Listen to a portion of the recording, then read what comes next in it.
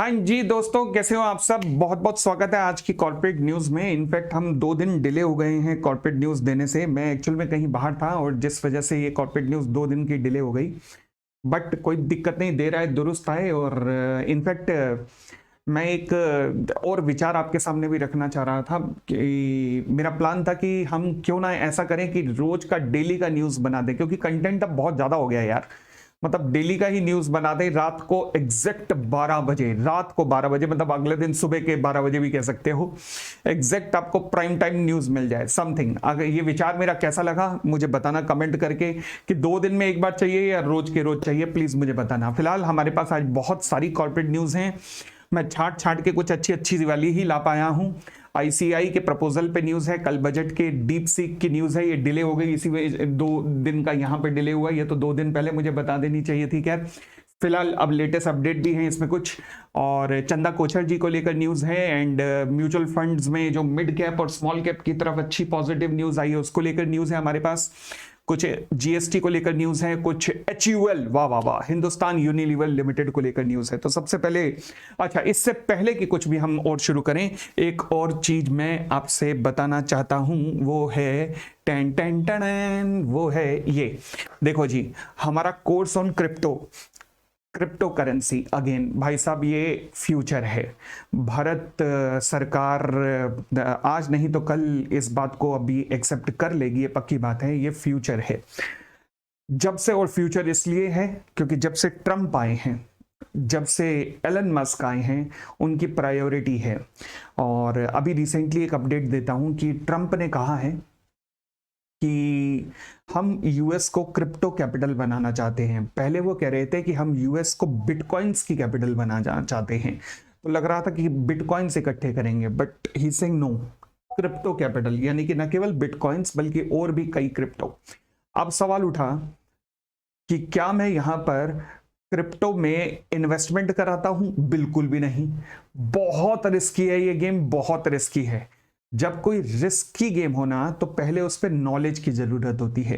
तो इसलिए हम एक कोर्स लॉन्च कर रहे हैं क्रिप्टो के ऊपर, क्योंकि आने वाला भविष्य है जिसमें भारत भी कभी ना कभी, आज नहीं तो कल, उस तरफ डिसाइड करेगा कि चलो अब यहां पर चलते हैं, इस तरफ हम भी तो देखें जहां संसार जा रहा है। तब तक एटलीस्ट आपको नॉलेज तो होनी चाहिए कि क्या है। तो इसलिए हम लोग कल से क्रिप्टो एक कोर्स शुरू कर रहे हैं जो केवल मेंबर सेक्शन के लिए रहेगा। यानी कि उसके लिए आपको ज्वाइन लिंक पे क्लिक करना पड़ेगा। यहां पर बाइंग सेलिंग रिकमेंडेशन तो बिल्कुल नहीं दी जाएंगी, सवाल ही नहीं पता होता। यहां पर केवल आपको क्रिप्टो करेंसी होती क्या है, कैसे बनाई गई, क्रिप्टो प्रोजेक्ट्स कैसे होते हैं, इनके पीछे प्रोजेक्ट्स होते हैं। यस, क्योंकि कोई खाली ऐसा नहीं है कि तू तुक्का हवा में चलते हैं सब कुछ नहीं।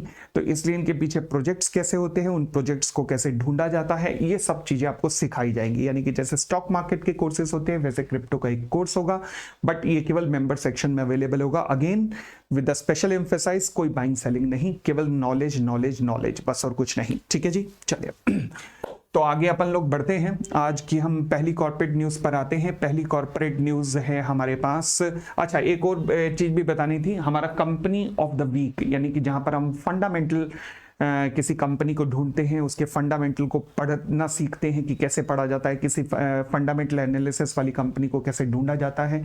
ये चीज़ें भी हम मेंबर सेक्शन के अंदर कर रहे हैं, तो उसके लिए आप मेंबर सेक्शन ज्वाइन कर सकते हैं। ठीक है जी, फीस कितनी है? एक कैडबरी की चॉकलेट जितनी, बस। आइए जी, पहले हम शुरू करते हैं डीप सीक से। यार ये न्यूज सुन के ना मुझे कसम से बड़ा दुख हुआ। मैं सुनता आ रहा था हमेशा, हमेशा आप भी सुनते रहे होंगे कि चाइना को मैन्युफैक्चरिंग हब कहा जाता है, कि वर्ल्ड की फैक्ट्री है चाइना और वर्ल्ड की सॉफ्टवेयर पावर कौन है? इंडिया। तो जब इंडिया सॉफ्टवेयर पावर है तो लॉजिकली ये जो काम चाइना ने कर डाला है ये इंडिया को नहीं करना चाहिए था, ये हमारा काम होना चाहिए था। हालांकि एक अच्छी न्यूज आई है, वो ये कि हमारे रेल मंत्री श्री वार्ष्णेय जी, जो कि बहुत ही गजब के इंसान है, मतलब जिन्होंने इंडियन रेलवे के लिए जो सपना देखा और जिस तरफ वो चल रहे हैं ना, मैं कह सकता हूं अगले 10 साल बाद रेलवे का चेहरा हम लोग भूल जाएंगे कि क्या पुरानी रेलवे हुआ करती थी और ये कहां लेके जा रही है। He is called a visionary, superb kind of a person he is. चलिए अब डीप सीक का बताता हूं क्या हुआ। 40 करोड़ की कंपनी है, इसने $1 बिलियन की अमेरिकन कंपनी लाइक मीटा, फेसबुक वगैरह की ओनर जो है, व्हाट्सएप वगैरह की ओनर जो है, इंस्टाग्राम ओनर, एंड आपका एनवीडिया, इनकी जड़ें हिला दी हैं। मतलब एनवीडिया का शेयर 17% डाउन था। सारी अमेरिकन कंपनी के शेयर, आप जानते हैं अमेरिका में ना दो तरीके की स्टॉक एक्सचेंज होती हैं, एक होती है डाउ जोन्स, एक है नेस्डेक। नेस्डेक के ऊपर सारी आईटी सेक्टर की कंपनियां लिस्टेड होती हैं, चाहे वो हार्डवेयर से रिलेटेड हो या सॉफ्टवेयर से, और डाउ जोन्स के ऊपर अदर देन आईटी सेक्टर आता है। भारत में जैसे बीएससी एनएससी चलता है, मगर हमारे यहाँ आईटी अदर देन आईटी नहीं चलता। अब हुआ क्या कि नेस्डेक लगातार डाउन गया और डाउ जोन्स लगातार अप गया। हालांकि थोड़ी से रिकवरी आई है रिसेंट एक दो दिनों में, बट फिलहाल डीप सीक इन्होंने चैट जीपीटी का रिप्लेसमेंट बनाया है और इस तरीके का एआई बनाया है कि इसका इंपैक्ट इतना गजब था कि अमेरिकन आईटी सेक्टर की कंपनियां बिल्कुल जिसे कहते हैं जमीन में नीचे गिर गई। अभी डीप सीक बनाई था कि कल का मैं न्यूज देख रहा था कि अलीबाबा ने अनाउंस कर दिया कि हमारा जो एआई है वो डीप सीक से भी बढ़िया है। Alibaba again Chinese company. तो भाई साहब ये चाइनीज कर क्या रहे हैं और हमारा देश कहां है? खैर, कल वार्ष्णेय जी ने जवाब दिया है कि हमारा भी एआई बेस्ड टूल्स आने वाले हैं। भाई समय की जरूरत है, समय की जरूरत है। 150 करोड़ की जनसंख्या लेके बैठे हुए हैं और हम रिलाई कर रहे हैं चाइनीज और यूएस पे, तो कब तक रिलाई करेंगे? अब हमें अपना भी चाहिए। तो मैं आपसे कमेंट एक और चाहूंगा, अगर हो सके तो मुझे देना, कि आपको क्या लगता है कि भारत में ये चीजें क्यों नहीं हो पाई अभी तक? हम लोगों का ध्यान क्यों नहीं गया अभी तक इन चीजों की तरफ? भाई भारत में भारत से बाहर जाके तो सत्या नडेला और इंदिरा नूई निकल जाते हैं, बट भारत में एआई क्यों नहीं निकल रहे? क्या हमारे पास इंफ्रास्ट्रक्चर की कमी है? I don't think so. तो फिर हम क्यों नहीं निकल पा रहे? कहीं ना कहीं मुझे ये समस्या समझ नहीं आई, बट फिलहाल वार्ष्णेय जी ने कहा है तो अब मैं आई एम कंफर्टेबल कि कहीं ना कहीं कुछ होने वाला है। चलिए लेट अस सी। उसके बाद हमारे पास अगली न्यूज है आज एचयूएल को लेकर। या बड़ी अजीब न्यूज थी जब मैंने सुनी कि एचयूएल के खिलाफ इंसॉल्वेंसी पिटीशन। मैंने कहा भाई ये कंपनी डूब गई तो फिर भारत का एफएमसीजी सेक्टर तो गया। ये क्या हो गया? एचयूएल, हिंदुस्तान यूनिलीवर लिमिटेड, मतलब इसके ऊपर कैसे आंच आ गई और इसके ऊपर इंसॉल्वेंसी एंड बैंक्रप्सी कोर्ट के अंदर केस डल गया कि भैया कंपनी को इंसॉल्वेंट घोषित करो। I was shocked. तो मैंने बाद में देखा तो भैया अच्छा, जो केस डालने वाला वो भाई साहब, मतलब उसको तो हाथ जोड़ के प्रणाम करना चाहिए कि क्या कर रहा है। कम से कम जिस कानून के अंदर केस डाल रहे हो उस कानून को पढ़ तो लो। बिना पढ़े केस डाल दिया तुमने। पहली बात तो एचयूएल पे केस डाल रहे हो, इतने एक्साइटेड हो गए। दूसरी बात, केस किस बात का डाला है? केस इस बात का डाला है भाई साहब कि 1 करोड़ से कम का कोई ड्यू था उसका, 1 करोड़ से कम का कोई ड्यू था, उसको रिकवरी करने के लिए इसने ऑपरेशनल क्रेडिटर के रूप में केस डाला। अब इस एक्ट के अंदर क्लियर लिखा है, इंसॉल्वेंसी एंड बैंक्रप्सी कोड के अंदर क्लियर लिखा है कि अगर आपका ड्यू 1 करोड़ रुपए से नीचे है तो यहां मत आइएगा।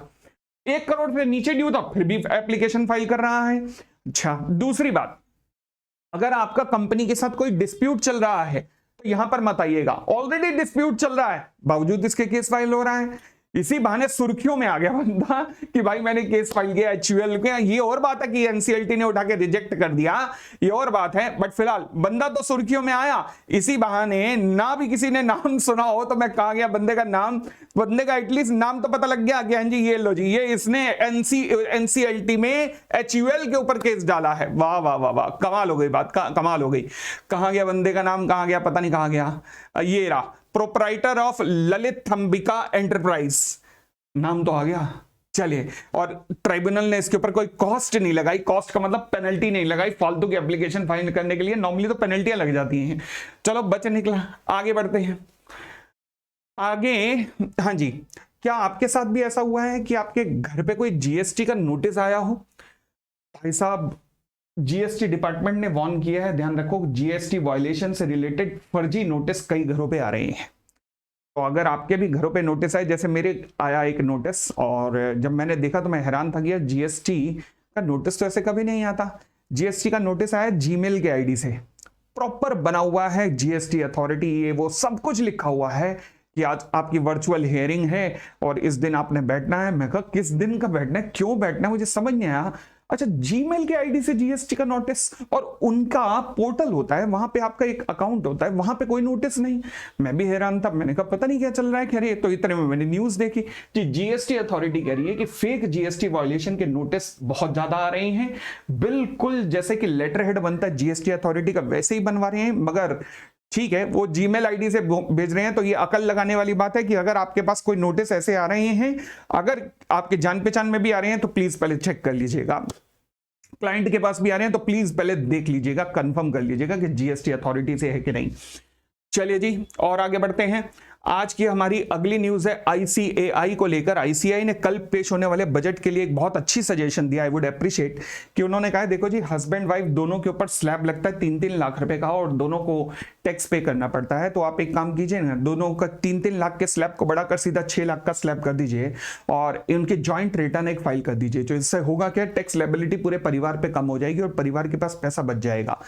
बहुत ही अच्छी सजेशन आईसीआई ने दी है। अगर आई होप कि अगर निर्मला मैम इस बात को सुन सकें, और जिससे कि एक्चुअल में अभी ना इकोनॉमी की रफ्तार जो सुस्त पड़ रही है, जिस टाइम अभी मैं प्रेजेंट कर रहा हूं तो वहां पे भी अभी राष्ट्रपति के अभिभाषण में भी देश की इकोनॉमी को 6 से 6.5% पे बढ़ते दिखाया गया। हालांकि वर्ल्ड में सबसे तेज है, क्योंकि वर्ल्ड पूरा ही युद्ध के कारण फंसा हुआ है और मंदी की तरफ जा रहा है। बट ऐसे समय में हमारी रफ्तार भी धीमी तो हुई है, ये पक्की बात है।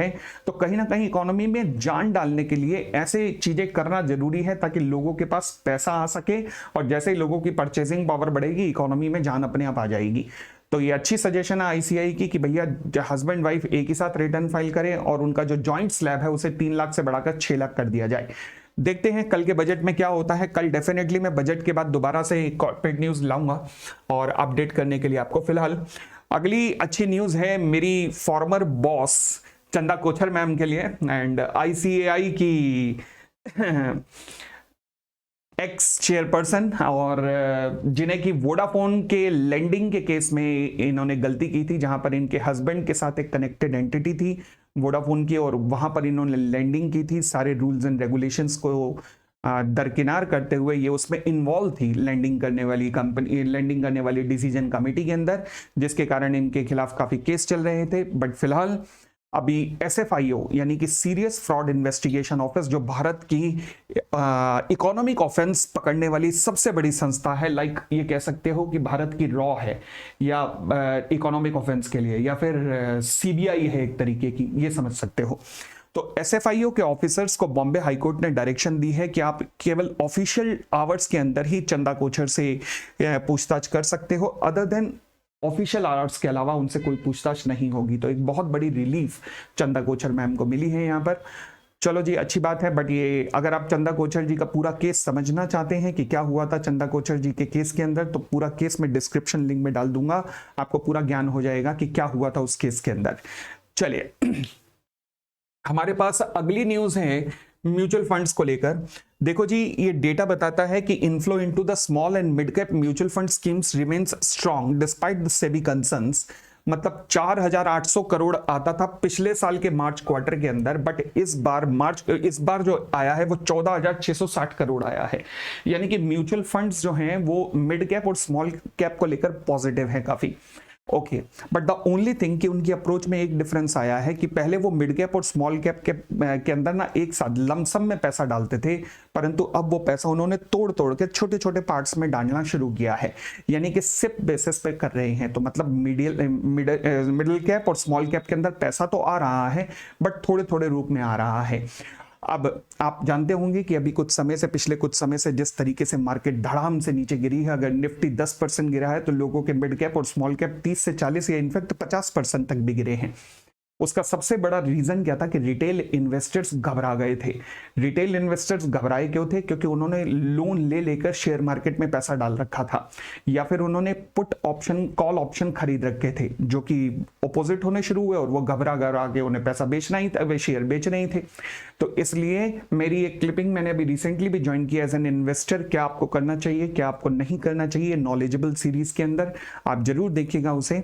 और दूसरी बात, ये अच्छी न्यूज आई है कि म्यूचुअल फंड अगर स्मॉल कैप और मिडिल कैप में पैसा लगा रहे हैं तो इसका मतलब यहां पर पैसे का इनफ्लो हो रहा है, तो बहुत अच्छी बात है। दोस्तों, ये थी हमारी आज की कॉर्पोरेट न्यूज, एंड आगे भी ऐसे ही हम अगली कॉर्पोरेट न्यूज के साथ, मार्केट अपडेट्स के साथ मिलते रहेंगे। बहुत बहुत धन्यवाद, thank you, bye bye, take care. और कल हम मिलते हैं, इस कमिंग संडे को हम मिलते हैं कंपनी ऑफ द वीक के साथ in the membership channel. Thank you, bye bye, take care.